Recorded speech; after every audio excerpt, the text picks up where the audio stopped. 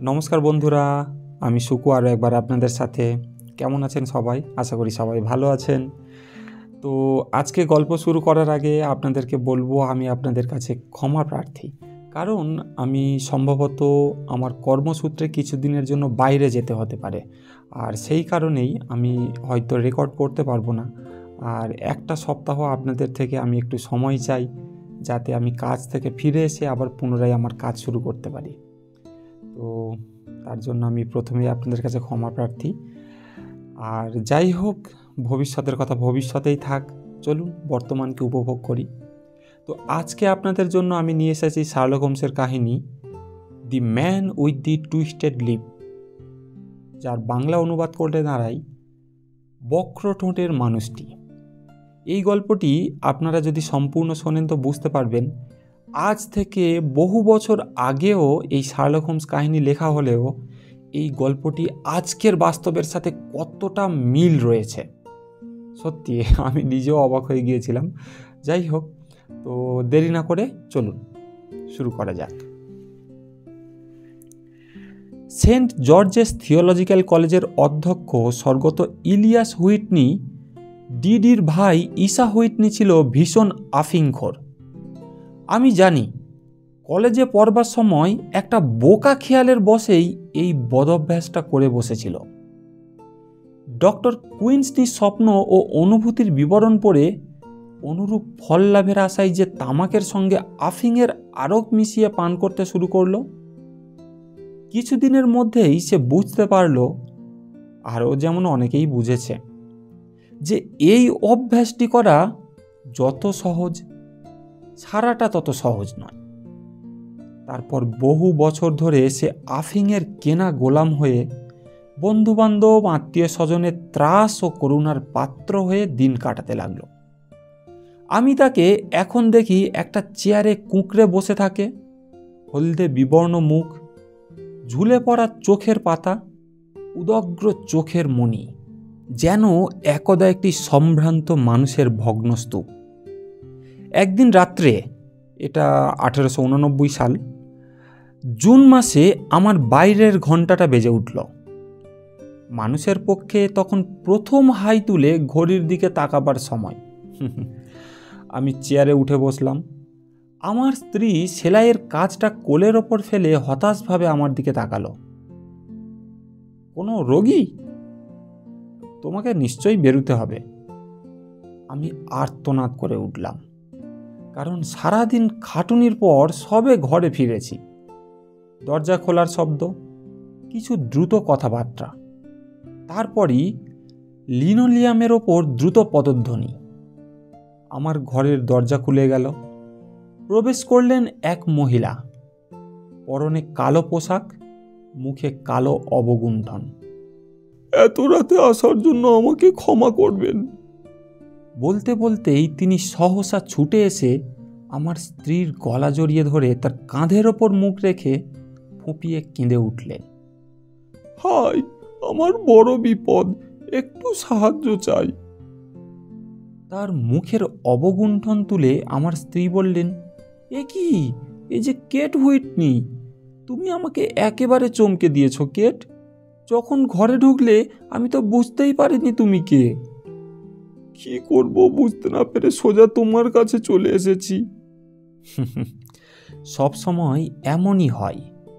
পাখিরা যেমন আলোক স্তম্ভের দিকে ছুটে যায়, বিপদে পড়লে সবাই তেমনি আমার স্ত্রীর কাছে আসে। এসে খুব ভালো করেছো। একটু জল খাও, আরাম করে আগে বসো, তারপর সব কথা আমাদের বলো। নাকি জেমসকে শুতে পাঠিয়ে দেব? না না, ডাক্তারের পরামর্শ এবং সাহায্য আমি চাই। ব্যাপারটা ঈশাকে নিয়ে। দুদিন সে বাড়ি আসেনি, তার জন্য আমার কি যে ভয় করছে। এই প্রথম নয়, স্বামীকে নিয়ে গোলমালের কথা তিনি আগেও আমাদের বলেছেন। আমার কাছে ডাক্তার হিসাবে, আমার স্ত্রীর কাছে পুরনো বান্ধবী ও সহপাঠিনী হিসাবে। ভালো কথার স্বাদ মতো তাকে সান্ত্বনা দিলাম। স্বামী কোথায় আছে তিনি জানেন কি না, আমরা কি তাকে ফিরিয়ে আনতে পারবো কি না। আমার এই সমস্ত প্রশ্নের উত্তরে তার কথা শুনে মনে হলো পারবো বলেই মনে হয়। তিনি সঠিক খবর রাখেন যে কিছুদিন হলো নেশার ভর হলেই সে শহরের প্রান্তবর্তী একটা আফিংয়ের আড্ডায় জমায়েত হয়। আগে আগে আড্ডা চলতো পুরো একদিন, সন্ধ্যা হলেই তোবড়ানো দুমড়ানো শরীর নিয়ে বাড়ি ফিরত। কিন্তু ইদানিং চলে 48 ঘন্টা। ডকের ফালতু লোকেদের সঙ্গে সেখানেই থাকে, হয় বসে বসে নিঃশ্বাসের সঙ্গে বিষ টানে, আর না হয় ঘুমিয়ে নেশা কাটায়। আপার সোয়ান্ডাম লেনের সেই বার অফ গোল্ডে তাকে নিশ্চয়ই পাওয়া যাবে, কিন্তু তার মতো ভীরু যুবতী কেমন করে সেখানে যাবে? আর সত্যি বলতে গুন্ডাদের মধ্যে থেকে তার স্বামীকে কীভাবেই বা একলা একলা নিয়ে আসবে? এই তো ব্যাপার। পথ একটিই খোলা, আমি তাকে সঙ্গে নিয়ে সেখানে যেতে পারি কিনা। আর তারপরই মনে হলো, তার যাবারই বা দরকার কি? ঈশা হুইটনির চিকিৎসক আমি, তার উপর আমার একটা জোর আছে। আমি একাই সব ব্যবস্থা করতে পারবো আশা করি। মহিলাকে কথা দিলাম, তার দেওয়া ঠিকানায় যদি সত্যিই তিনি থেকে থাকেন, তাহলে 2 ঘন্টার মধ্যেই তাকে গাড়ি করে বাড়ি পৌঁছে দেবই। কাজেই 10 মিনিটের মধ্যেই আমার আরাম কেদারা আর সুমধুর বসবার ঘর ফেলে বেরিয়ে পড়লাম এবং একটা গাড়ি নিয়ে পূর্ব মুখে ছুটে চললাম একটা অদ্ভুত কাজ নিয়ে। যদিও একমাত্র ভবিষ্যতেই বলতে পারে যে কাজটা কতখানি অদ্ভুত। প্রথম দিকে অবশ্য বিশেষ কোনো অসুবিধা দেখা দিল না।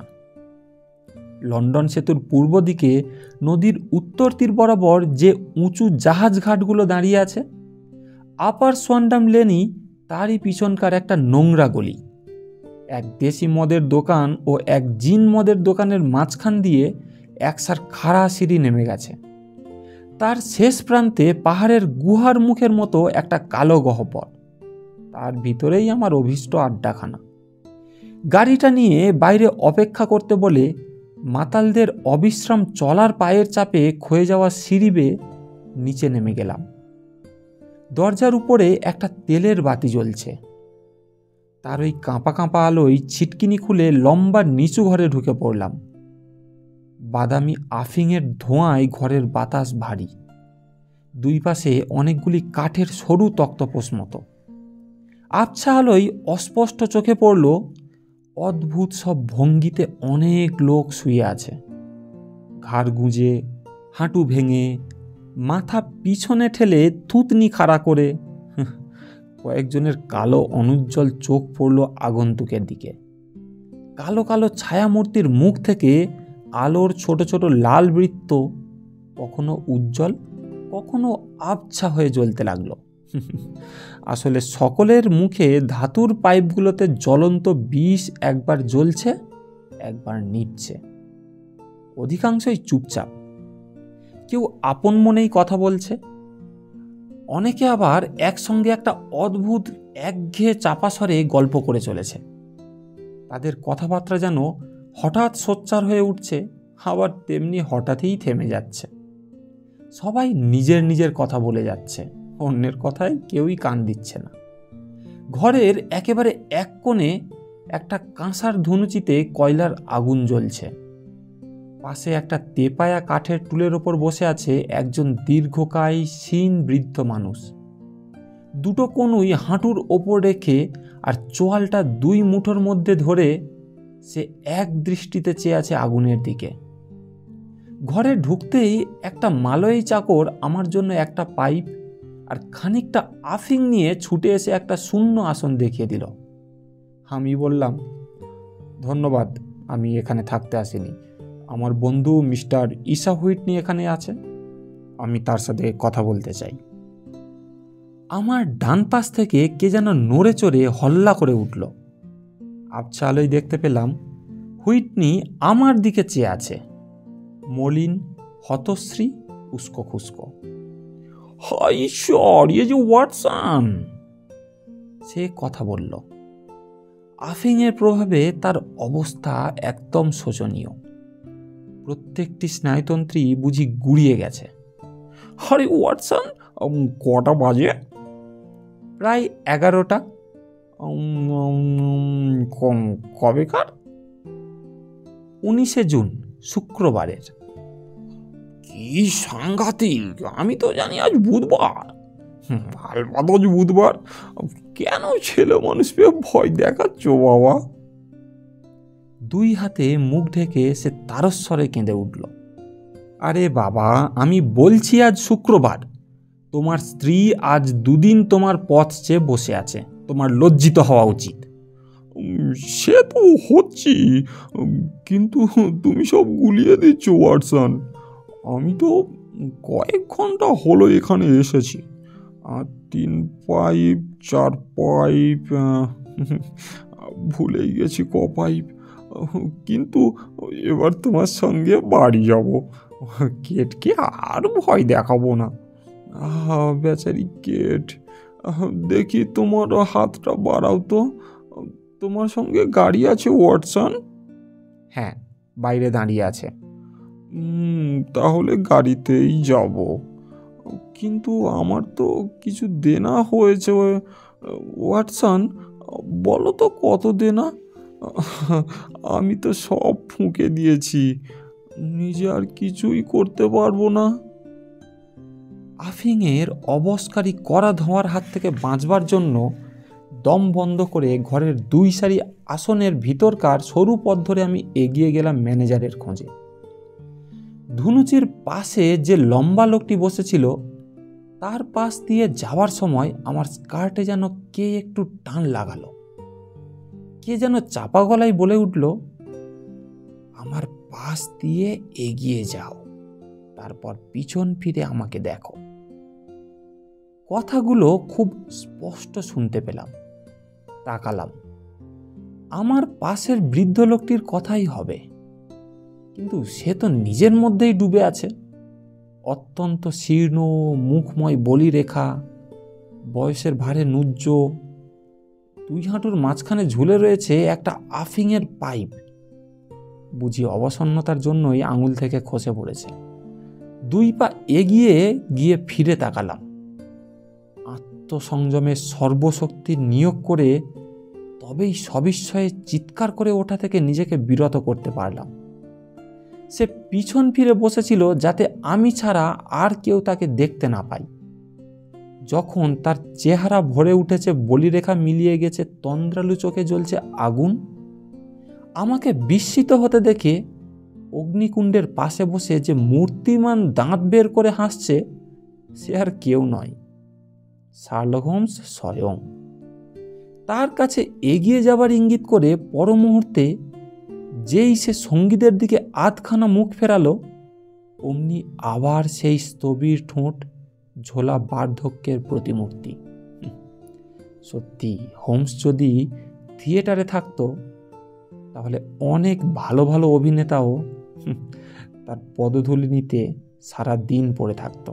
যাই হোক, চাপা গলায় বললাম, হোমস, এই নরকে তুমি কি করছো?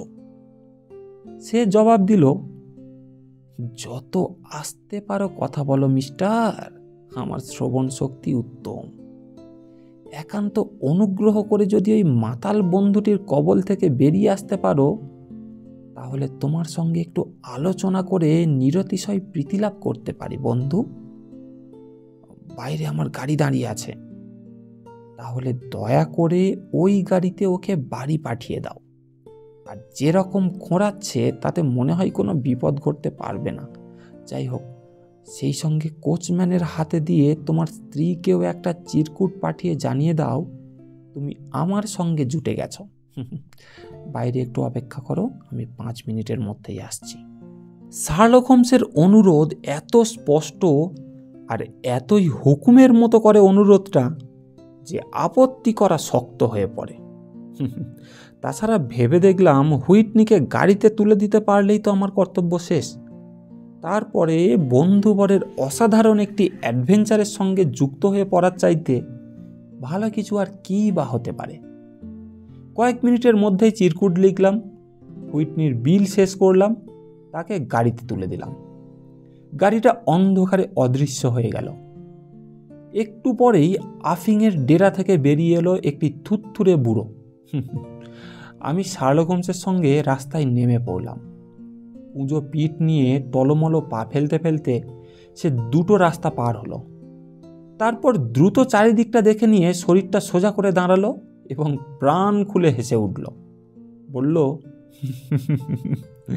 ওয়াটসন, তুমি হয়তো ধরেই নিয়েছ যে কোকেন ইঞ্জেকশন এবং অন্য আর যেসব ছোটোখাটো নেশা আমার আছে তার সঙ্গে এবার আফিংটাও বোধহয় যোগ করেছি। তোমাকে এখানে দেখে সত্যি বিস্মিত হয়েছি। তোমাকে দেখে আমারও বিস্ময় কম হয়নি বৎস। আমি একটি বন্ধুকে খুঁজতে এসেছিলাম, আর আমি এসেছিলাম শত্রুকে খুঁজতে। শত্রু? হ্যাঁ, আমার একটি স্বাভাবিক শত্রু, নাকি স্বাভাবিক শিকার বলবো। সংক্ষেপে একটি উল্লেখযোগ্য তদন্তের সঙ্গে আমি জড়িয়ে পড়েছি এবং আগেকার মতোই আশা করছি এইসব মাতালদের আড্ডায় ঘুরতে ঘুরতেই একটা সূত্র পেয়ে যাব। এই খোঁয়াড়ে যদি কেউ আমাকে চিনতে পারত তাহলে আমার জীবনের দাম এক কানাকড়িও থাকতো না, কারণ এর আগেও কার্যসিদ্ধির জন্য আমাকে এখানে যাতায়াত করতে হয়েছে এবং এর পরিচালক অসভ্য লাস্কার আমার ওপর প্রতিশোধ নেবে বলে প্রতিজ্ঞা করে আছে। এই বাড়িটার পিছন দিকে পলস জাহাজঘাটার কোণে একটা চোরা দরজা আছে। জ্যোৎস্না রাতে ওর ভিতর দিয়ে যেসব বিস্ময়কর ঘটনা ঘটে তার অনেক কাহিনীই ওর কাছে শুনতে পাবে। সে কি মৃতদেহের কথা বলছো না তো? হ্যাঁ, মৃতদেহেরই কথা। ওই খোঁয়ারে যত শয়তানকে নিকেশ করা হয়েছে তাদের প্রত্যেকের জন্য 1000 পাউন্ড পেলে আমরাও ধন্য হয়ে যেতাম। এটাই নদী তীরের জঘন্যতম মৃত্যু ফাঁদ। আমার আশঙ্কা হচ্ছে নেভিল সেন্ট ক্লেয়ারও ওর ভিতরেই ঢুকেছে, কিন্তু কোনোদিন আর বের হতে পারবে বলে মনে হয় না। কিন্তু আমাদের ফাঁদ পাতা হবে সেখানে। দুটো আঙুল দাঁতের ফাঁকে ঢুকিয়ে সে জোরে শীষ দিল। অনেক দূর থেকে ভেসে এলো আরও একটা অনুরূপ শীষের শব্দ। একটু পরেই শোনা গেল গাড়ির চাকার ঘড়ঘড় শব্দ আর ঘোড়ার খুঁড়ের খটাখট শব্দ। অন্ধকারের ভিতর থেকে একখানা এক্কা গাড়ি এসে দাঁড়ালো। তার পাশের লণ্ঠন থেকে দুটো সোনালি আলোর রেখা ছিটকে পড়ল। হোমস বলল, ওয়াটসন, আমার সঙ্গে আসছো তো? যদি দরকার বোধ করো। বিশ্বাসী সহকর্মীর দরকার সব সময় হয় বৎস, লেখকের দরকার আরও বেশি। সোডার্সে আমার ঘরটি 2 শয্যা বিশিষ্ট। সেডার্স? হ্যাঁ, ওটাই মিস্টার সেন্ট ক্লিয়ারের বাড়ি। তদন্ত চালাবার জন্য আমি সেই বাড়িতেই আছি আপাতত। বাড়িটা কোথায়? কেন্টের অন্তর্গত লির নিকটে। 7 মাইল গাড়িতে যেতে হবে। কিন্তু আমি তো একেবারেই অন্ধকারে রয়েছি। তা অবশ্য রয়েছ, শীঘ্রই সব কিছু জানতে পারবে। জন, নেমে পড়ো। ঠিক আছে, তোমাকে আর দরকার হবে না। আর এই নাও 8 ক্রাউন। কাল 11টা নাগাদ আমাকে খুঁজে নিও। ঠিক আছে, চলি। ঘোড়ার পিঠে চাবুক পড়ল। আমরা ছুটে চললাম অনেকগুলি নির্জন রাস্তা পেরিয়ে একটা চওড়া রেলিং ঘেরা সেতুর ওপর দিয়ে। নিচে আধারে ঢাকা নদীটা ধীরে ধীরে বয়ে চলেছে।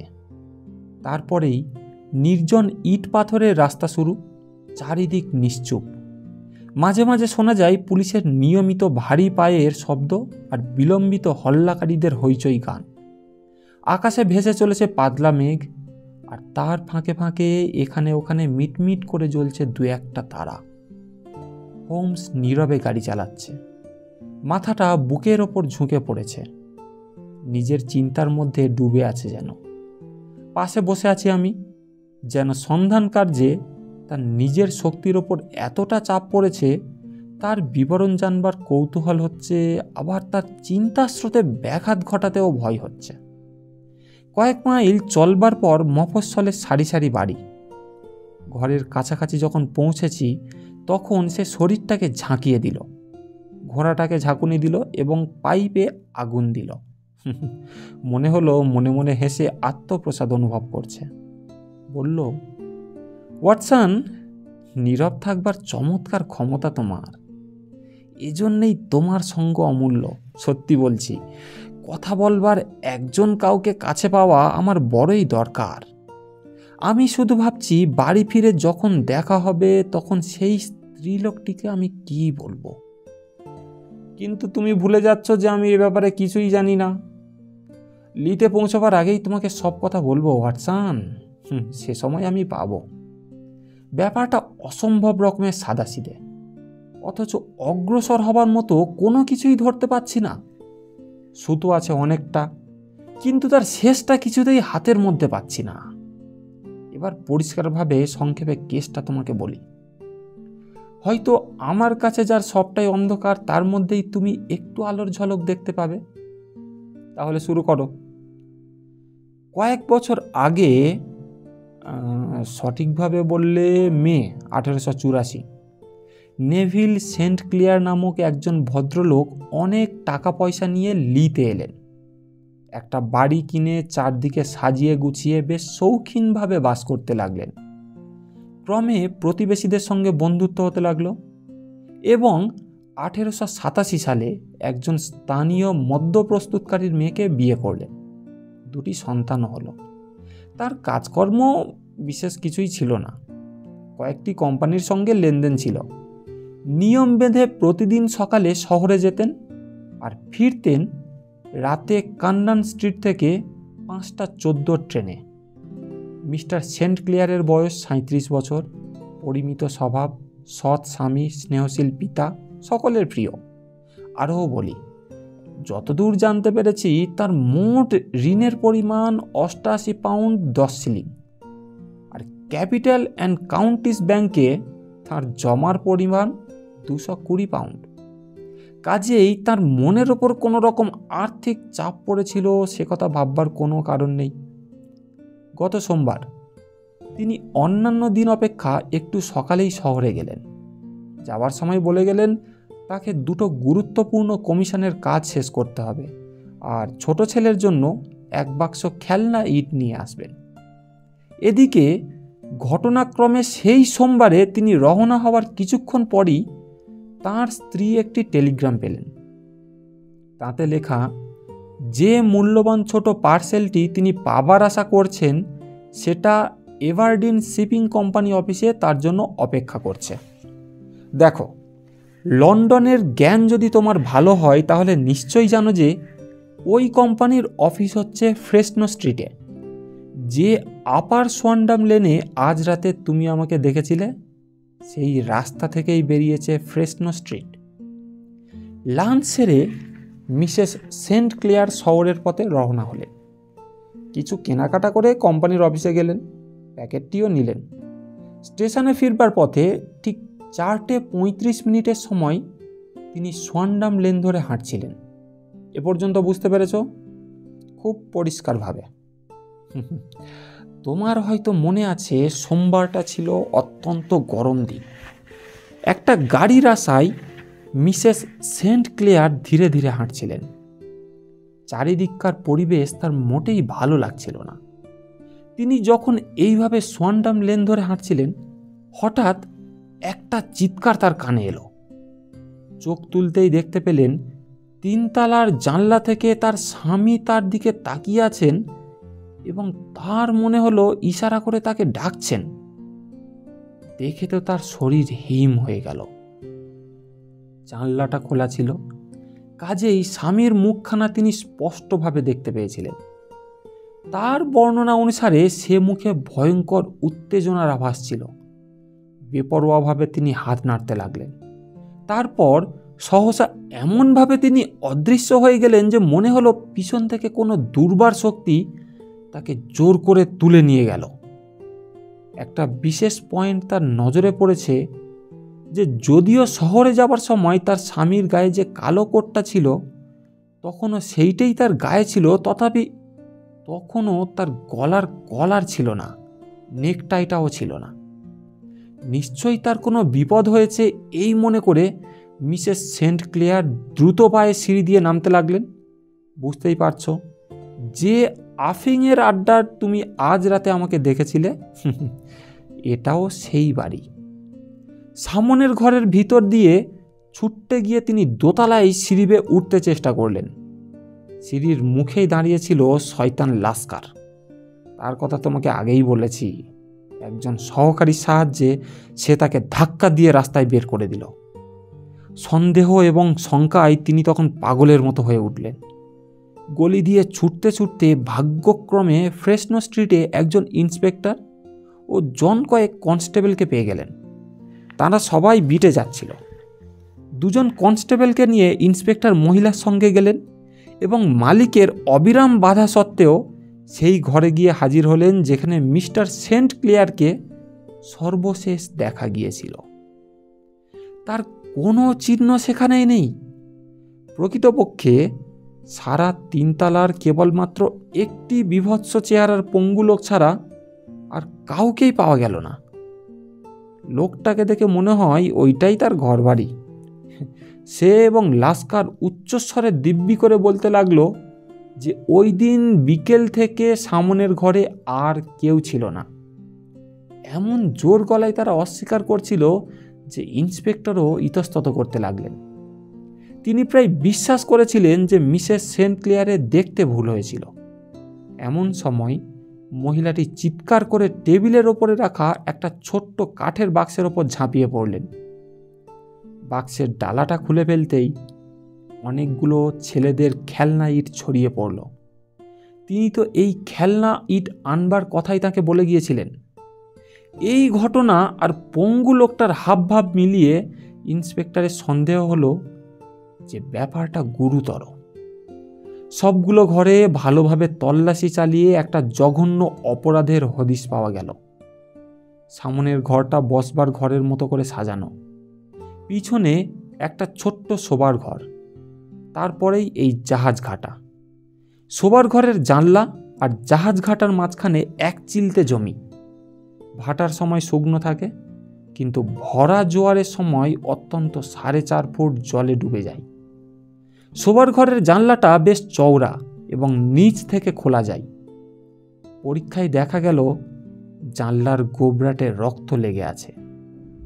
শোবার ঘরে কাঠের মেঝেতেও কয়েক ফোঁটা রক্তের দাগ।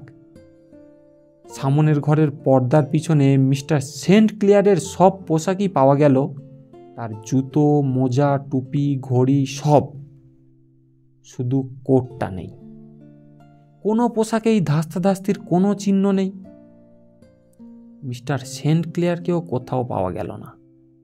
নিশ্চয়ই জানলা দিয়েই তাকে পাচার করা হয়েছে, কারণ ও ছাড়া বের হবার আর কোনো পথ নেই। জানলার গোবরাটে রক্তের দাগ দেখে একথা ভাববার কোনো কারণ নেই যে নদীতে সাঁতার কেটে সে আত্মরক্ষা করেছে, কারণ দুর্ঘটনার সময় জোয়ার ছিল সবচেয়ে বেশি। যেসব শয়তান এ ব্যাপারের সঙ্গে প্রত্যক্ষভাবে জড়িত, এবার তাদের কথায় আসা যাক। লাস্কারের অতীত ইতিহাস অত্যন্ত জঘন্য, কিন্তু মিসেস সেন্ট ক্লেয়ারের বক্তব্য থেকে জানা যায় যে জানলা পথে তার স্বামীর উপস্থিতির কয়েক সেকেন্ড পরেই তাকে সিঁড়ির মুখে দেখা গিয়েছে। কাজেই এই অপরাধের সঙ্গে তার যোগসাজের বেশি কিছু প্রমাণ হয় না। সে নিজে বলেছে এ ব্যাপারের কিছুই সে জানে না। বাড়ির মালিক হিউ বুন কি করছে না করছে তাও সে জানে না। আর নিরুদ্দিষ্ট ভদ্রলোকের পোশাকপত্র কিভাবে এলো তাও সে বলতে পারবে না। ম্যানেজার লাস্কার সম্পর্কে এ পর্যন্ত। এবার আফিংয়ের আড্ডায় 3 তলার বাসিন্দা শয়তান পঙ্গু লোকটার কথায় আসা যাক। সেই সর্বশেষ লোক যে নেভিল সেন্ট ক্লেয়ারকে দেখেছে। তার নাম হিউ বুন। তার বীভৎস মুখ শহরে যাতায়াতকারী সকলেরই পরিচিত। সে একজন পেশাদার ভিখিরি, যদিও পুলিশকে ধোঁকা দেওয়ার জন্য মোম দেশলাইয়ের ব্যবসার একটা ভং করে থাকে। কিন্তু হয়তো লক্ষ্য করেছ, থ্রেডেন হিল স্ট্রিট ধরে কিছু দূর গেলে বাঁহাতি দেওয়ালের গায়ে একটা ছোট্ট কোণ আছে। সেখানে সে রোজ জোড়াসন হয়ে বসে থাকে। কোলের ওপর থাকে অল্প কিছু মোম দেশলাই। লোকটাকে দেখলে মানুষের মনে করুণা হয়। তাই তার সামনে পথের ওপর যে তেল চিটে চামড়ার টুপিটা পাতা থাকে, তার ওপরেই রোজই বেশি কিছু দান খয়রত হয়। লোকটাকে একাধিকবার দেখেছি, কিন্তু এই কাজ করে সে যে ফসল ফলায়, সে ঘরে তুলেছে যা, তা জেনে বিস্মিত হয়েছে আমি ওয়াটসন। তার চেহারাটাই এমন যে যে কেউ পথ দিয়ে যাক না কেন তার ওপর চোখ পড়বেই।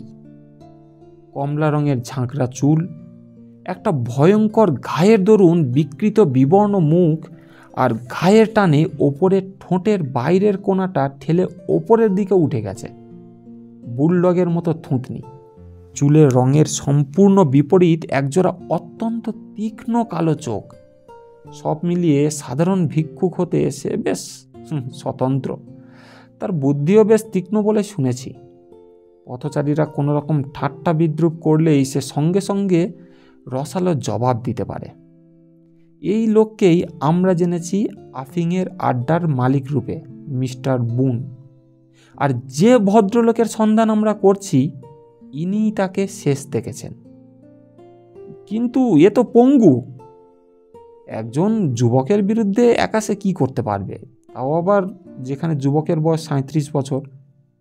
হ্যাঁ বন্ধু, সে পঙ্গু এই অর্থে যে সে খুঁড়িয়ে হাঁটে, কিন্তু অন্য সব দিক থেকে সে শক্তিশালী ওয়াটসন, এবং বলিষ্ঠ দেহ। ওয়াটসন, তোমার ডাক্তারি অভিজ্ঞতা নিশ্চয়ই বলে যে মানুষের একটি অঙ্গ দুর্বল হলে অন্য অঙ্গ অত্যধিক শক্তিশালী হয়ে তার ক্ষতিপূরণ করে। দয়া করে তোমার কাহিনীটা বলে যাও। জানলায় রক্ত দেখেই মিসেস সেন্ট ক্লেয়ার অজ্ঞান হয়ে পড়লেন। তাঁর উপস্থিতি তদন্ত কার্যে কোনোরূপ সহায়ক হবে না মনে করে পুলিশ তাঁকে গাড়িতে করে বাড়ি পৌঁছে দেয়। এই কেসের ভারপ্রাপ্ত ইন্সপেক্টর বার্টন বাড়িটা তন্ন তন্ন করে পরীক্ষা করেন, কিন্তু এমন কিছুই পান না যাতে এই কেসের ওপর কোনো রকম আলোকপাত হতে পারে। বুনকে সঙ্গে সঙ্গে গ্রেপ্তার না করাটা ভুল হয়েছিল, কারণ তার ফলে তার স্যাঙাত লাস্কারের সঙ্গে তার যোগাযোগ করবার মতো কয়েক মিনিট সময় সে হাতে পেয়ে গিয়েছিল। কিন্তু সে ভুল সে শোধরাতে বিলম্ব করেনি। তাকে গ্রেপ্তার করে তল্লাশি করা হলো, কিন্তু তাকে জড়াবার মতো কিছু পাওয়া গেল না। তার শার্টে ডান আস্তিনে রক্তের দাগ পাওয়া গিয়েছিল এ কথা ঠিক, কিন্তু সে তার অঙ্গুলি ও অঙ্গুলের নখের কাছে কাটা দাগটা দেখিয়ে বলল সেখান থেকেই রক্তটা নাকি ওখানে লেগেছে। আরও বলল একটু আগেই সে জানলার কাছে গিয়েছিল, কাজেই নিঃসন্দেহে সেখান থেকেই দাগটা ওখানে লেগেছিল। মিস্টার নেভিল সেন্ট ক্লেয়ারের কোনোদিন দেখার কথা সে তীব্রভাবে অস্বীকার করে, আর দিব্যি করে বলে যে তার ঘরে ওই পোশাকপত্রের উপস্থিতি পুলিশের মতো তার কাছেও রহস্যজনক। মিসেস সেন্ট ক্লেয়ার জানলা পথে তার স্বামীকে দেখতে পেয়েছিলেন এ কথা বলাই সে বলে যে হয় তিনি পাগল আর না হয় স্বপ্ন দেখেছিলেন। জোর গলায় বারবার প্রতিবাদ করা সত্ত্বেও তাকে থানায় পাঠিয়ে দিয়ে ভাঁটার সময় কোনো নতুন তথ্য পাবার আশায় ইন্সপেক্টর সেই বাড়িতেই থেকে গেলেন। পাওয়া গেল, কিন্তু যা পাওয়া যাবে বলে তারা আশঙ্কা করেছিলেন তা পাওয়া গেল না ওয়াটসন। কাদার মধ্যে নেভিল সেন্ট ক্লেয়ারকে পাওয়া গেল না, পাওয়া গেল তার কোট। জোয়ারের জল নেমে যেতেই সেটা চোখে পড়ল। কোটের পকেটে কি পাওয়া গেল বলো তো? বলতে পারবো না। না, তুমি কল্পনাও করতে পারবে না, বলতে পারা তো পরের কথা। প্রতিটা পকেটে পেনি আর আধ পেনিতে ভর্তি। 421টি পেনি আর 270টি আধ পেনি। জোয়ারের টানে কোটটা ভেসে যায়নি, কিন্তু মানুষের শরীরটা আলাদা ব্যাপার। জাহাজঘাটা আর বাড়িটার মাঝখানে এই প্রবল ঘূর্ণি আছে। হতেই পারে যে ভারী কোটটা থেকে গিয়েছে, আর পোশাকহীন দেহটা ঘূর্ণির টানে তলিয়ে নদীতে ভেসে গিয়েছে। কিন্তু অন্য সব পোশাক ঘরের মধ্যেই পাওয়া গেল, আর শুধু কোটটা পরে রইল দেহে। তারও জবাব আছে বৎস। ধরা যাক বুন লোকটাই নেভিল সেন্ট ক্লেয়ারকে জানলা দিয়ে ছুঁড়ে ফেলে। কেউ তাকে এ কাজ করতে দেখেনি। তখন সে কি করবে? প্রথমেই তার মনে হবে এই গুপ্ত তথ্য প্রকাশের একমাত্র চিহ্ন পোশাকগুলোর ব্যবস্থা করা দরকার। প্রথমেই কোটটা তুলে ছুঁড়ে ফেলতে গিয়েই তার মনে হলো যে কোটটা জলে না ডুবে গিয়ে ভেসে যেতে পারে। হাতে বেশি সময় নেই, কারণ তখন নিচে স্ত্রীলোকটির সঙ্গে যে ধাস্তাধাস্তি হচ্ছিল তার শব্দ সে শুনতে পাচ্ছিল, এবং সম্ভবত লাস্কার স্যাঙাতের কাছে খবর পেয়েছিল যে রাস্তা থেকে পুলিশ ছুটে আসছে। আর এক মুহূর্ত সময় নষ্ট চলে না। সে তখন ছুটে চলে যায় সেই গোপন আস্তানায়, যেখানে ভিক্ষা করে পাওয়া পেনি আধ পেনি সব জমিয়ে রেখেছে। কোটের সবগুলো পকেটে যতটা ধরে সব পেনি আধ পেনি তাতে ভরে ফেলে, যাতে ভারী হবার দরুন কোটটা জলে ডুবে যায়। কোটটা ছুঁড়েও ফেলে দেয়। অন্য পোশাকও ওইভাবে ছুঁড়ে ফেলে দিত, কিন্তু ইতিমধ্যে নিচের সিঁড়িতে পায়ের শব্দ শুনে তাড়াতাড়ি জানলাটা বন্ধ করে দিতেই পুলিশ ঘরে ঢুকে পড়ে। ব্যাপারটা শুনতে বিশ্বাসযোগ্য মনে হচ্ছে, কিন্তু দেখো ওয়াটসন, আর কোনো ভালো ব্যাখ্যা যতক্ষণ না পাওয়া যাচ্ছে ততক্ষণ এটাকে ধরে নিয়েই কাজ করে যেতে হবে। আগেই বলেছি, বোনকে গ্রেপ্তার করে থানায় নিয়ে যাওয়া হলো, কিন্তু তার বিরুদ্ধে পূর্বাপর কোনো অভিযোগই পাওয়া গেল না। বহু বৎসর ধরে পেশাদার ভিক্ষুক বলেই সে পরিচিত। তার জীবনযাত্রা শান্ত আর নির্দোষ। এখনও পর্যন্ত এর বেশি কিছু বোঝা যাচ্ছে না। নেভিল সেন্ট ক্লেয়ার আফিংয়ের আড্ডায় কেন গিয়েছিলেন, সেখানে তার কি হলো, এখন তিনি কোথায়, তার নিরুদ্দেশ হবার ব্যাপারে হিউ বুনের কতখানি হাত আছে, এসব প্রশ্নের কোনো মীমাংসাই এখনো হয়নি ওয়াটসন। আমি স্বীকার করছি, আমার অভিজ্ঞতা থেকে এমন কোনো কেস স্মরণ করতে পারছি না যেটা প্রথম দৃষ্টিতে এর থেকে সরল হলেও এতটা কঠিন। শার্লক হোমস যখন ঘটনার এই বিবরণ শোনাচ্ছিল, তখন আমরা মহানগরী ছাড়িয়ে শেষ বাড়িগুলোকেও পিছনে ফেলে একটা গ্রাম্য পথের ঝোপঝাড়ের ভিতর দিয়ে দ্রুত ছুটে চলেছি। দুটো গ্রাম পার হয়ে আমরা থামলাম।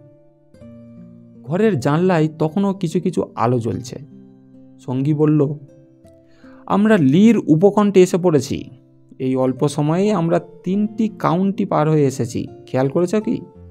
মিডল সেক্স থেকে যাত্রা শুরু করে সারের একটা কোণা ছুঁয়ে কেন্টে এসে থেমেছি। গাছের ফাঁক দিয়ে আলো দেখতে পাচ্ছ তো? ওই শেডার্স। বাতির পাশে একটি স্ত্রীলোক উৎকণ্ঠিত হয়ে বসে আছেন। আমাদের ঘোড়ার পায়ের শব্দ যে তিনি শুনতে পেয়েছেন তাতে কোনো সন্দেহ নেই। কিন্তু তুমি বেকার স্ট্রিটে থেকে তদন্ত চালাচ্ছ না কেন? কারণ অনেক খোঁজ খবর এখানেই করতে হবে। মিসেস সেন্ট ক্লেয়ার দয়া করে 2টো ঘর আমাকে দিয়েছেন। তুমি নিশ্চিন্ত থাকতে পারো বন্ধু। আমার বন্ধু ও সহকর্মীকে তিনি সাদর অভ্যর্থনাই জানাবেন। দেখো ওয়াটসন, ওর সঙ্গে দেখা করতে আমার সংকোচ হচ্ছে, কারণ ওর স্বামীর কোনো সংবাদই আমি আনতে পারিনি। আমরা এসে পড়েছি। কে আছো? কে আছো? অনেকখানি জমির মধ্যে একটা বড় বাড়ির সামনে আমাদের ঘোড়া থামল। একটি ছোকরা দৌড়ে এসে ঘোড়ার কাছে দাঁড়ালো। লাফ দিয়ে নেমে হোমসের পিছনে পিছনে কাঁকর বিছানো একটা ঘোরানো পথ পেরিয়ে বাড়িতে পৌঁছলাম। আমরা অগ্রসর হতেই দরজা খুলে গেল। সামনে দাঁড়িয়ে একটি সুন্দরী রমণী, পরনে হালকা মলিন, গলা ও কবজির কাছে নরম গোলাপি শিফন বসানো একটি পোশাক। আলোর সামনে তিনি দাঁড়িয়ে আছেন, এক হাতে দরজার ওপরে রাখা আর অপর হাতটি উদ্বেগে ঈষৎ তোলা। শরীরটা সামান্য ঝুঁকে পড়েছে, মাথা ও মুখ সামনে বের করা, চোখে উদ্বেগ, ঠোঁট ঈষৎ খোলা, একটি মূর্তিমান প্রশ্ন। তিনি চিৎকার করে উঠলেন, কি হলো হোমস, কিছু খবর পেলেন? আমরা দুজনে আছি দেখে বুঝি একটু আশান্বিত হলেন, কিন্তু পরক্ষণেই আমার সঙ্গীকে মাথা ও ঘাড় নাড়াতে দেখে হতাশায় আর্তনাদ করে উঠলেন। কোনো সুখবর নেই? না। খারাপ খবর? তাও না। তবু ঈশ্বরকে ধন্যবাদ। আপনারা ভিতরে আসুন।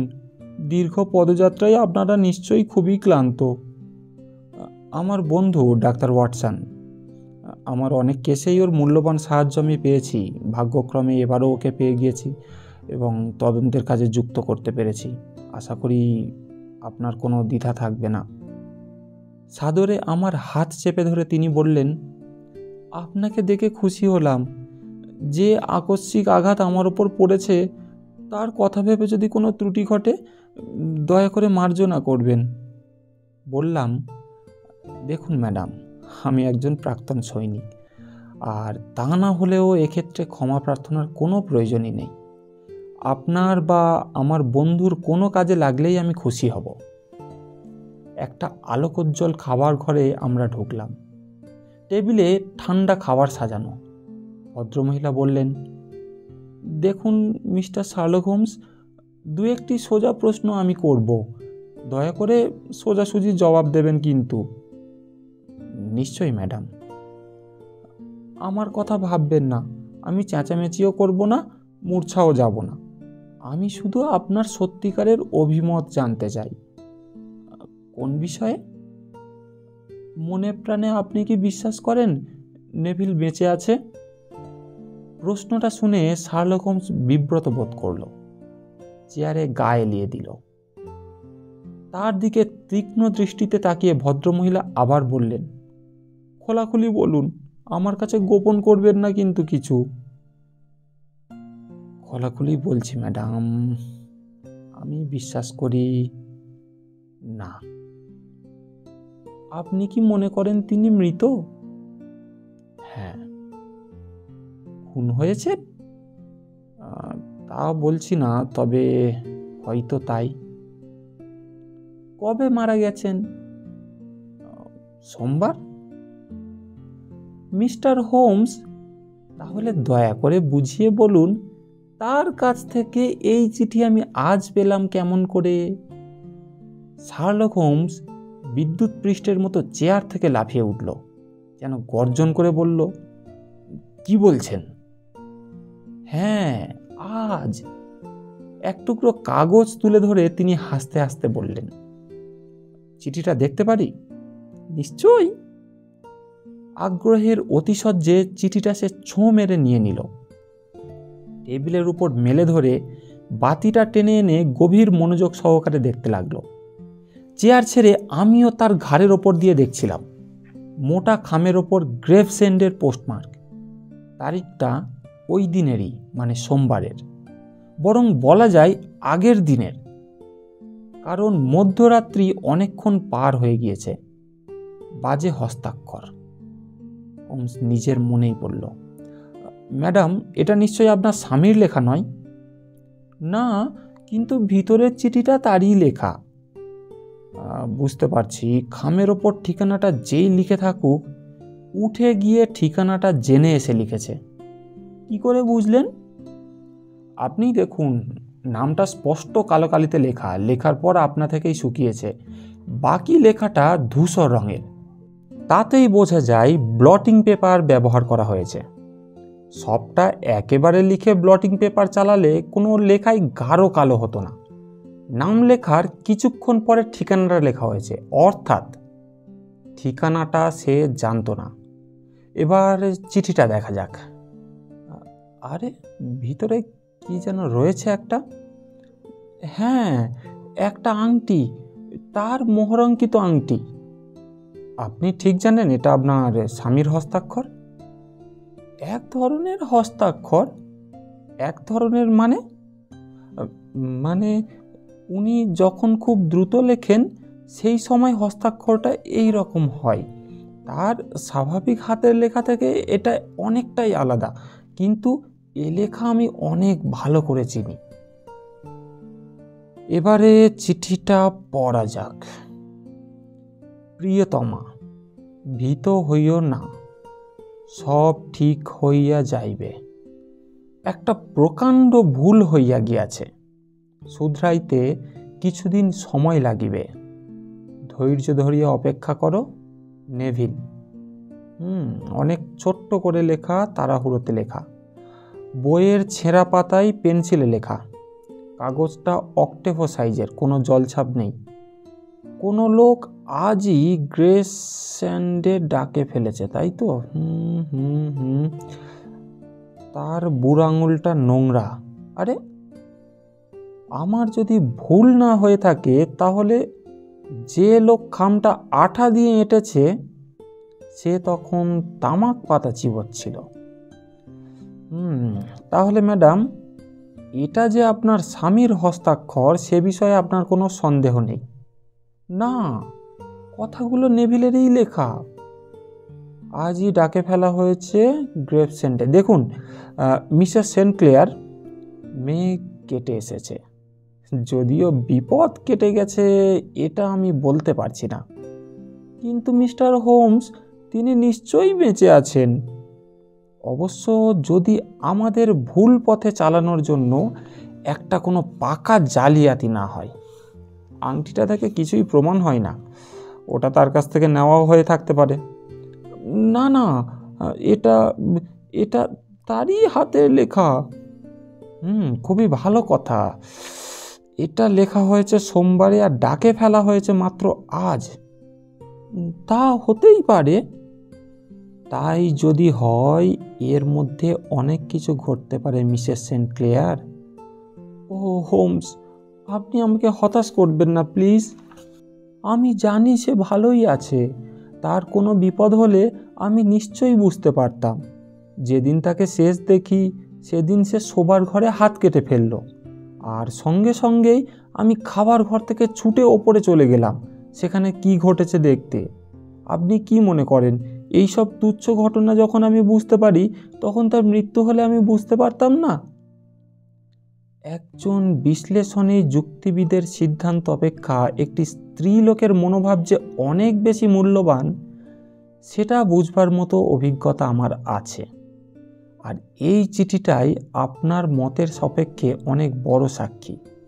কিন্তু আপনার স্বামী যদি জীবিত থাকেন এবং চিঠি লিখতে পারেন, তাহলে তিনি আপনার কাছে থেকে দূরে আছেন কেন? এইটাই তো ধরতে পারছি না মিস্টার হোমস। এটা যে আমার চিন্তার অতীত। সোমবার আপনার কাছ থেকে যাবার আগে কিছু বলেননি? না। সোয়ানডাম লেনে তাকে দেখে আপনি অবাক হয়েছিলেন, তাই তো? খুবই অবাক হয়েছিলাম। জানলাটা খোলা ছিল? হ্যাঁ। তাহলে তো তিনি আপনাকে ডাকতে পারতেন।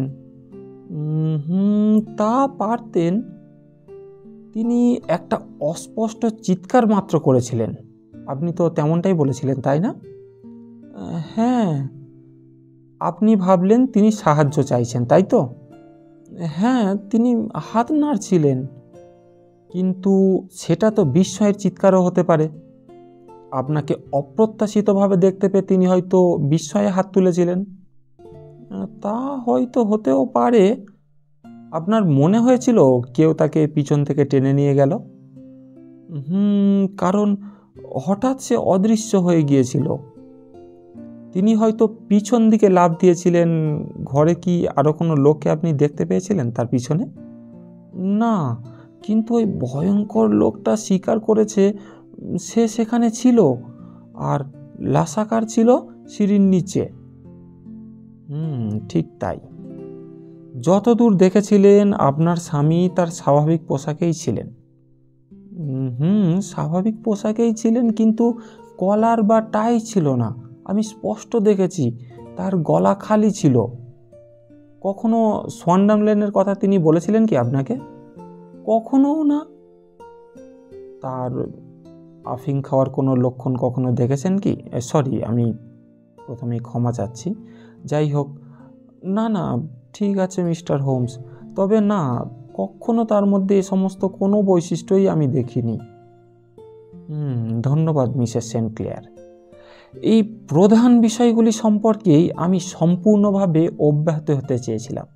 এবার যাই হোক, কিছু খেয়ে শুয়ে পড়ব, কারণ কাল সারাদিন হয়তো খুব ব্যস্ত থাকতে হবে। একটা বড় আরামকেদারায় 2 শয্যার ঘর আমাদের দেওয়া হয়েছিল। রাতের অ্যাডভেঞ্চারের পরে আমি খুবই শ্রান্ত ছিলাম, তাই তাড়াতাড়ি শয্যায় আশ্রয় নিলাম। কিন্তু শার্লক হোমস ভিন্ন ধাতুর মানুষ। কোনো অমীমাংসিত সমস্যা মগজে ঢুকলে দিনের পর দিন, এমনকি 7 দিন পর্যন্ত সে বিনা বিশ্রামে কাটাতে পারে। সমস্যাটাকে নেড়ে চেড়ে দেখে ঘটনাগুলোকে নতুন করে সাজাই, ভিন্ন ভিন্ন দৃষ্টিকোণ থেকে সেগুলিকে দেখে। যতক্ষণ পর্যন্ত তল খুঁজে না পায় বা বুঝতে পারে যে সংগৃহীত তথ্যাদি যথেষ্ট হয়নি, ততক্ষণ সে কাজ করেই চলে।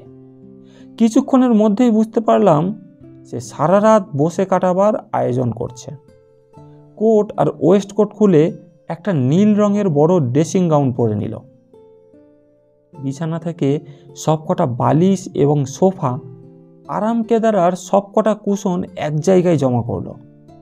তারপর সেগুলি দিয়ে একটা প্রাচ্যদেশীয় শয্যার মতো বানিয়ে জোড়াসন হয়ে তার ওপরে উঠে বসল। সামনে রাখলো 1 আউন্স করা তামাক আর 1 বাক্স দেশলাই।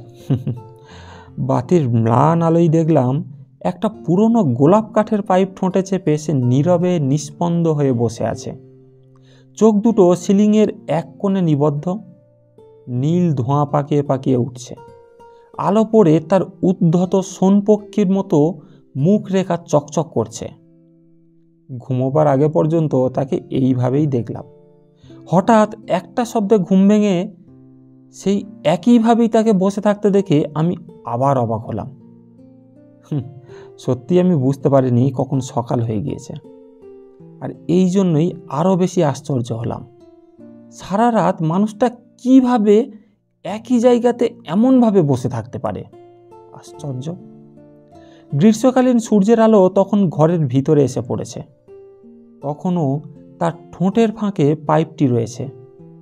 ধোঁয়া তখন পাকিয়ে পাকিয়ে উঠছে। সারা ঘর তামাকের ধোঁয়ায় আচ্ছন্ন।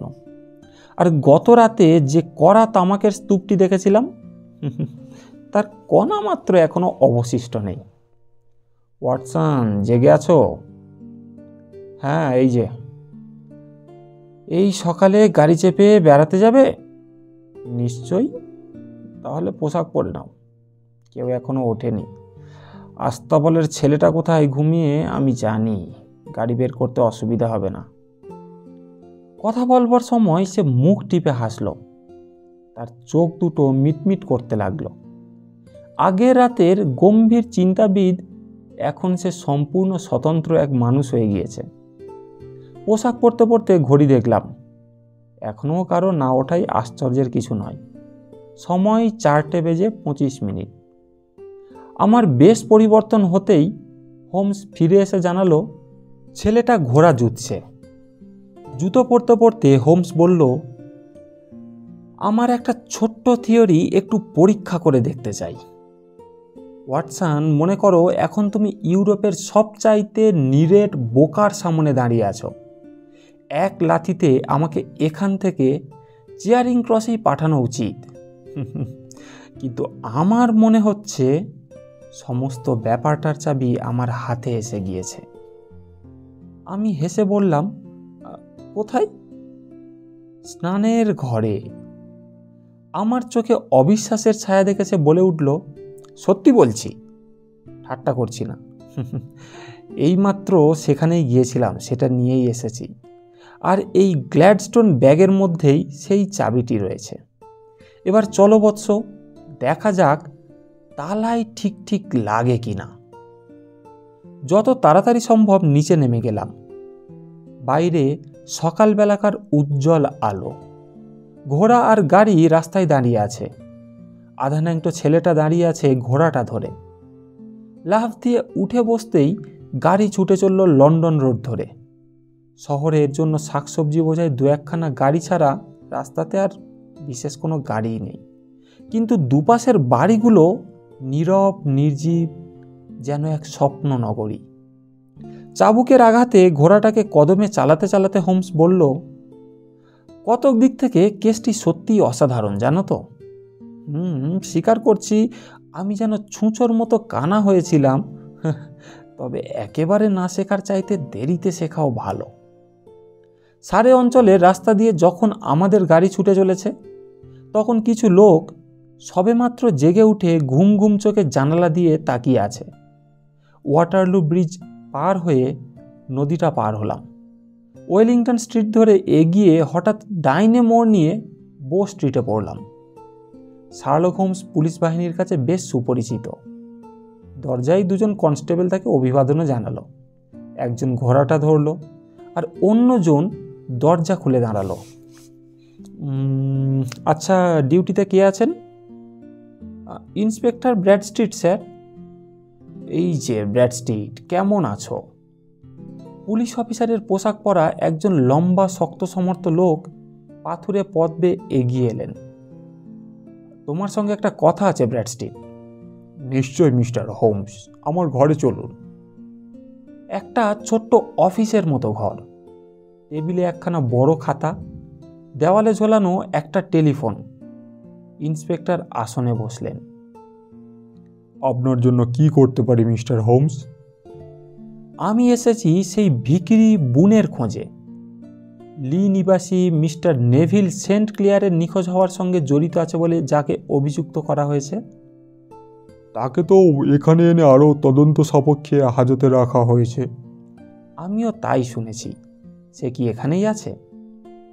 ছেলে শান্ত হয়ে আছে? কোনো গোলমালি করেনি, তবে ও তো একটা নোংরা বেহাদ্দ। নোংরা? অনেক চেষ্টা করে তার হাত ধোয়াতে পেরেছি, কিন্তু তার মুখ একেবারে ঝালাইকারের মতো কালো। কেসটা মিটে গেলে তাকে আচ্ছা করে নিয়মিত জেল ধোলাই দিতে হবে। তাকে একবার দেখলে আপনিও আমার সঙ্গে একমত হবেন। তাকে যে অবশ্যই দেখতে চাই। দেখতে চান? ঠিক আছে, কোনো অসুবিধা নেই, এদিকেই আসুন। ব্যাগটা এখানে রেখেই যেতে পারেন। না না, এটা আমার সঙ্গেই থাক। ভালো কথা, দয়া করে এইদিকে আসুন। তিনি পথ দেখিয়ে আমাদের নিয়ে চললেন। একটা বন্ধ দরজা খুলে ঘোরানো সিঁড়ি বেয়ে আমরা একটা চুনকাম করা দালানে পৌঁছলাম। তার দুদিকেই সারি সারি দরজা। ইন্সপেক্টর বললেন, ডাইনের তৃতীয়টা। দরজার ওপরের দিকেই একটা অংশ নিঃশব্দে ঠেলা দিয়ে খুলে তিনি ভিতরে তাকালেন। বললেন, এই যে ঘুমিয়ে আছে, বেশ ভালোভাবেই দেখতে পাবেন।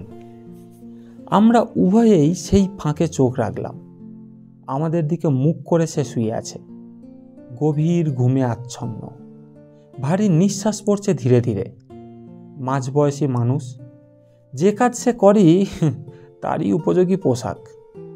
ছেঁড়া কোটের ফাঁক দিয়ে একটা রঙিন শার্ট বেরিয়ে পড়েছে।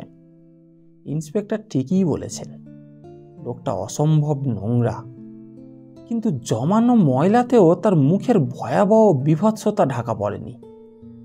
পুরনো ঘায়ের একটা দাগ চোখ থেকে থুতনি পর্যন্ত নেমে গেছে।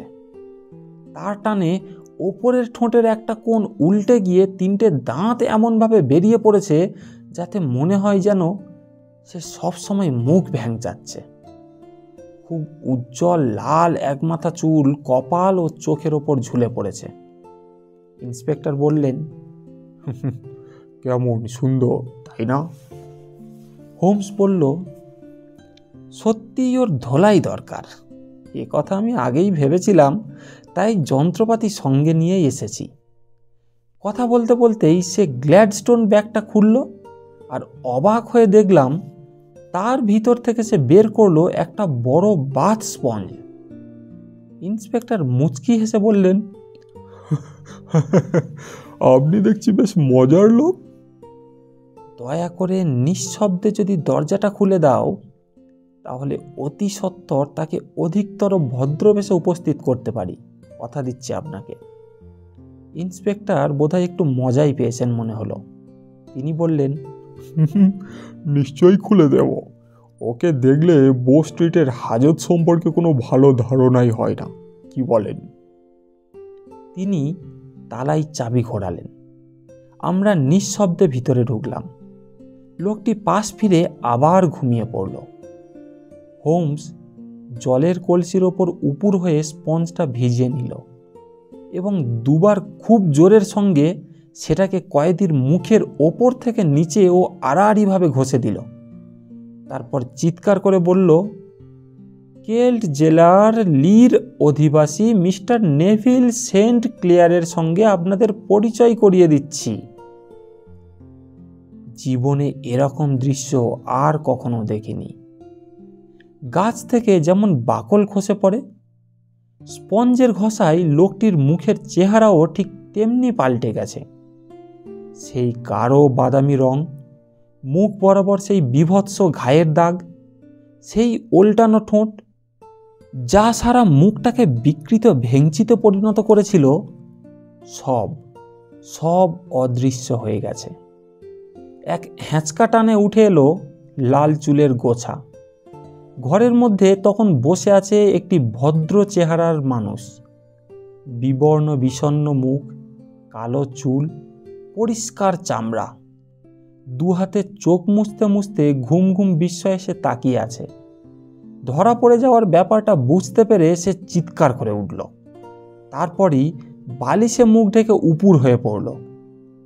ইন্সপেক্টর চেঁচিয়ে উঠে বললেন, হায় ভগবান, এ যে দেখছি সেই হারানো লোকটি। ফটোগ্রাফ দেখেই আমি চিনতে পেরেছি। ভাগ্যের হাতে নিজেকে সঁপে দেওয়া মানুষের মতো বেপরোয়া ভঙ্গিতে বলল, তাই হোক, বলুন তো আমার বিরুদ্ধে অভিযোগটা কি? মুখ বেঁকিয়ে ইন্সপেক্টর বললেন, মিস্টার নেভিল সেন্ট ক্লেয়ারকে হাওয়া করে দেওয়া। আরে না না, আত্মহত্যার চেষ্টা প্রমাণিত না হলে তো সে অভিযোগও করা চলবে না। 27 বছর আমি এ লাইনে আছি, কিন্তু এটাও বুঝি সব কিছুকে টেক্কা দিয়ে গেল। আমি যদি মিস্টার নেভিল সেন্ট ক্লেয়ার হই, তাহলে তো স্পষ্টই বোঝা যাচ্ছে অপরাধ কিছুই ঘটেনি, সুতরাং আমাকে আটকে রাখা হয়েছে বেআইনিভাবে। হোমস বলল, অপরাধ নয়, একটা বড় রকমের ভ্রান্তি ঘটেছে। আপনার স্ত্রীকে বিশ্বাস করা উচিত ছিল। কয়েদি আর্তনাদ করে উঠল, স্ত্রীর কথা নয়, ছেলে মেয়েদের কথা। ঈশ্বরের দোহাই, বাবার জন্য তাদের মাথা নিচু হোক, এটা আমি চাই না। হা ভগবান, শেষটাই তাই হলো, ধরা পড়ে গেলাম। এখন আমি কি করি? শার্লক হোমস তার পাশে বসে সাদরে তার পিঠ চাপড়ে দিয়ে বলল, ব্যাপারটা যদি ফয়সালার জন্য আদালতে যায়, তাহলে অবশ্য লোক জানাজানি এড়ানো যাবে না। অপরপক্ষে আপনি যদি পুলিশকে বোঝাতে পারেন যে আপনার বিরুদ্ধে কোনো কেস নেই, তাহলে এ নিয়ে খবরের কাগজে হইচই হবার কোনো কারণ আছে বলে আমি অন্তত মনে করি না। আপনি সব কথা খুলে বলুন। ইন্সপেক্টর ব্র্যাডস্ট্রিট তার নোট সহ সেটা যথাযোগ্য কর্তৃপক্ষের কাছে পাঠিয়ে দিক, ব্যাস, তাহলেই ব্যাপারটা কোনোদিনই আদালতে যাবে না। ঈশ্বর আপনার মঙ্গল করুন, কয়েদি আবেগের সঙ্গে বলে উঠল। আমি কারাবাস, এমনকি ফাঁসি যেতেও রাজি আছি। শুধু আমার এই শোচনীয় গোপন কথার পারিবারিক কলঙ্ককে ছেলে মেয়েদের কপালে এঁকে দিতে চাই না।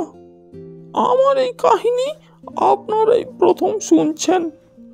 আমার বাবা ছিলেন চেস্টারফিল্ডের এক স্কুল শিক্ষক। লেখাপড়া ভালোই শিখেছিলাম। প্রথম যৌবনে অনেক দেশও ভ্রমণ করেছি, রঙ্গমঞ্চে অভিনয় করেছি, শেষ পর্যন্ত লন্ডনের একটি সান্ধ্য পত্রিকার রিপোর্টারের হয়ে কাজ করেছি। একদিন সম্পাদক আমাকে বললেন শহরের ভিক্ষাবৃত্তির ওপর একটি প্রবন্ধমালা লিখতে। সেখান থেকেই আমার অ্যাডভেঞ্চারের শুরু।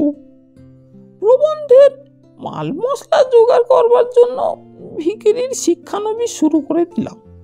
অভিনেতা থাকাকালে মেকআপের কলাকৌশল ভালোই শিখেছিলাম, বরং ও কাজে সাজঘরের মধ্যে আমার বেশ খ্যাতিই হয়েছিল। মুখে রং মাখলাম, নিজেকে যথাসম্ভব করুণার যোগ্য করে তুলবার জন্য মুখে একটা ঘাও বানালাম এবং খানিকটা মাংস রঙের প্লাস্টার লাগিয়ে ঠোঁটের একটা কোণকে উল্টে ফেললাম। তারপর লাল পরচুলা মাথায় এঁটে উপযুক্ত পোশাক পরে শহরের সব চাইতে ভিড়ের জায়গায় আসন পাতলাম। বাইরে দেশলাই বিক্রেতা, আসলে ভিখারি। 7 ঘন্টায় এই কাজ করে সন্ধ্যায় বাড়ি ফিরে সবিস্ময়ে দেখলাম 26 শিলিং 4 পেনি উপার্জন হয়েছে। প্রবন্ধের পর প্রবন্ধ লিখলাম, এক সময় ব্যাপারটা ভুলেও গেলাম। কিছুদিন পরে এক বন্ধুর একটা বিলের জামিন হওয়ার ফলে আদালত থেকে 25 পাউন্ডের একটা পরোয়ানা পেলাম। টাকাটা কিভাবে জোগাড় করব তাই ভেবে সারা হচ্ছি, এমন সময় একটা ফন্দি মাথায় এলো। পাওনাদারদের কাছ থেকে পক্ষকালে সময় চেয়ে নিলাম আর মালিকের কাছে থেকে নিলাম ছুটি, আর ছদ্মবেশ ধারণ করে শহরে ভিক্ষা শুরু করে দিলাম। 10 দিনে টাকা জোগাড় হয়ে গেল। ধার শোধ করে দিলাম। দেখুন, মুখে একটু রং মেখে আর মাটিতে একটা টুপি পেতে চুপচাপ বসে থেকেই যেখানে ভালো রোজগার করা যায়, সেখানে সপ্তাহে 2 পাউন্ডের জন্য হাড় ভাঙা খাটুনিকে স্বীকার করে নেওয়া যে কত কঠিন, সেটা নিশ্চয়ই বুঝতে পারেন। অহংকার আর অর্থের মধ্যে দোটানা চলল বেশ কিছুদিন, কিন্তু শেষ পর্যন্ত ডলারেরই জয় হলো।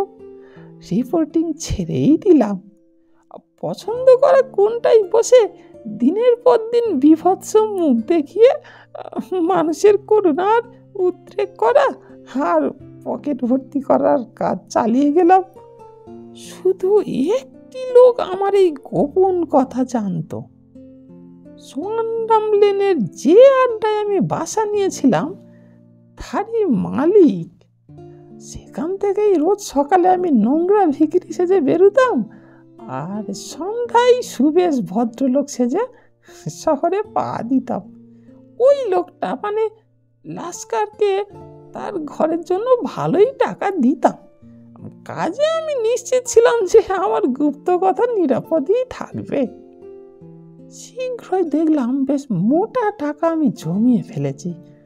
আমি বলছি না যে লন্ডনের রাস্তায় যে কোনো ভিখিরি বছরে 700 পাউন্ড রোজগার করতে পারে, কিন্তু আমার মেকআপের ক্ষমতা ছিল অসাধারণ, আর কথাও বলতে পারতাম রসিয়ে, তাই আমার রোজগার একটু বেশি হতো। ক্রমে শহরে সকলের কাছে বেশ পরিচিত হয়ে উঠলাম। সারাদিন পেনি আর রৌপ্যমুদ্রার বৃষ্টি হতে লাগলো আমার ওপর। কোনোদিন 2 পাউন্ডের কম রোজগার হলে ভাবতাম দিনটা বাজেই গেল। যতই ধনী হতে থাকলাম, উচ্চাকাঙ্ক্ষাও বাড়তে লাগলো। মফস্বলে একটা বাড়ি নিলাম, একটা বিয়েও করে ফেললাম। আমার আসল কারবার নিয়ে কারো মনে কোনো সন্দেহই হয়নি। আমার স্ত্রী জানতো শহরে আমার একটা ব্যবসা আছে। কিসের ব্যবসা তা সে জানতো না। গত সোমবার দিনের কাজ শেষ হয়েছে, আফিংয়ের আড্ডায় উপরতলায় আমার ঘরে পোশাক পরছি। এমন সময় জানলায় মুখ বাড়িয়ে দেখে আমার স্ত্রী রাস্তায় দাঁড়িয়ে আছে। তার দৃষ্টি আমার ওপর নিবদ্ধ। ভয়ে ও বিস্ময়ে আমি চিৎকার করে উঠলাম।